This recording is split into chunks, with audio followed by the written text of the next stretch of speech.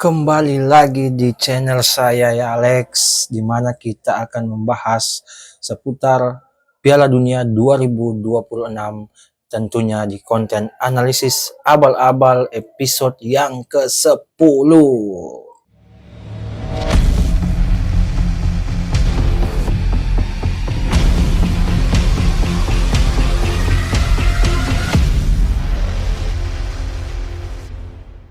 Nah, untuk hari ini kita akan membahas Inggris lawan Norwegia yang dimenangkan oleh Inggris 2-1, serta Argentina melawan Switzerland yang dimenangkan oleh Argentina dengan skor 3-1. Kedua match ini sampai di babak extra time, di mana 1-1.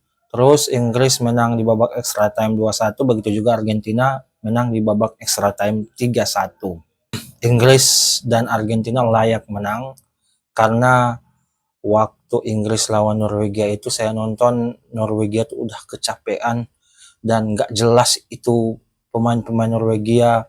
Karena apa? Itu babak pertama itu solot 2 kali apa 3 kali dapat peluang emas, tapi emang finishingnya si Sorloth jelek. Beda waktu dia di ATM kok dia gacor ya finishingnya. Di situ saya mulai jengkel sama Sorloth dan lama banget ditarik keluar. Itu kalau misalnya yang di sayap kiri Oscar Bob atau Nusa itu beda lagi ceritanya mungkin. Dan ketika masuk di babak kedua, Nusa, Oscar Bob itu sering banyak tekanan, tapi ya Dewi Fortuna masih berpihak di Inggris. Ada gol kedua Norwegia tercipta tapi dianulir karena sang monster Haaland sudah mendorong John Stones dan dianggap pelanggaran oleh wasit setelah ditinjau atau dicek VAR.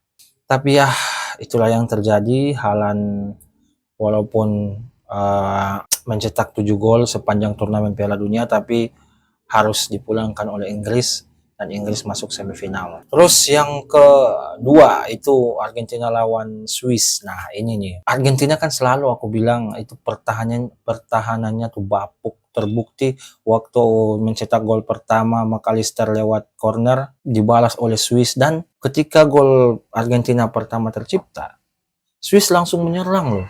Menyerang dan golnya tuh bagus. Swiss banyak peluang dan permainan Swiss juga bagus. Ditembus tuh pertahanan Argentina sampai dapat skor 1-1. Tapi semua itu berubah ketika Embolo melakukan diving. Jadi waktu pelanggaran Paredes diganjar kartu, tapi protes karena tidak ada sentuhan. Terus diceklah VAR dan ternyata Embolo memang melakukan diving. Tidak ada sentuhan pelanggaran dari Paredes. Dan akhirnya Embolo yang pertama udah dapat kartu kuning, terus dia diving, ketahuan di VAR dia diving. Jadi ini bukan tahun 80-an 90-an yang Anda melakukan diving seperti itu. Jadi menurut saya wajar itu diganjar kartu kuning. Cuma masalahnya Embolo udah kartu kuning duluan. Nah ketika ketahuan di VAR dia diving, dia dapat kartu kuning lagi. Dan kartu kuning kedua kali berarti kartu merah. Makanya walaupun dia protes-protes sambil nangis, itu keputusan wasit itu kalau udah ditinjau VAR nggak akan berubah. Jadi menurut saya wajar itu dia diganjar kartu kuning yang kedua dan jadilah kartu merah. Nah di situ tuh Argentina mulai menyerang dan Swiss mulai parkir pesawat. Semua di belakang. Dan akhirnya di babak extra time, selalu saya bilang Argentina ini punya magic loh. Selalu punya keajaiban yang bikin mereka menang. Kenapa saya bilang keajaiban? Itu gol Alvarez itu menurut saya magic, itu ajaib tuh gol Alvarez. Walaupun saya sering lihat gol Alvarez yang seperti itu, terutama waktu di ATM, gol free kicknya lawan Barca. Pernah dia cetak gol free kick lawan Barca seperti itu. Tapi nggak tahu kenapa magicnya Argentina ini. Dan gol terakhir dicetak oleh Lautaro lewat serangan balik. Thiago Almada udah 1-on-1 tapi nggak masuk, terus bola jatuh di kaki Lautaro dan Lautaro Martinez langsung mencetak gol yang ketiga Skor pun 3-1 bertahan sampai uh, waktu extra time selesai. Dan faktanya, keempat negara yang lolos di semifinal ini merupakan 4 negara terbaik versi ranking FIFA. Jadi Spanyol akan ketemu Prancis, Argentina akan ketemu Inggris. Di mana Prancis merupakan ranking 1 FIFA, ranking 2-nya Argentina, ranking 3-nya Spanyol, dan ranking 4-nya Inggris. Jadi Spanyol versus Prancis itu pertarungan antara ranking 1 dan ranking 3, Argentina dan Inggris pertarungan antara ranking 2 dan ranking 4. Dan menurut saya itu memang pantas menang karena mereka 4 negara terbaik di dunia saat ini. Hampir sama dengan Piala Eropa 2024. Semifinal Piala Eropa 2024, Spanyol lawan Prancis, Inggris lawan Belanda.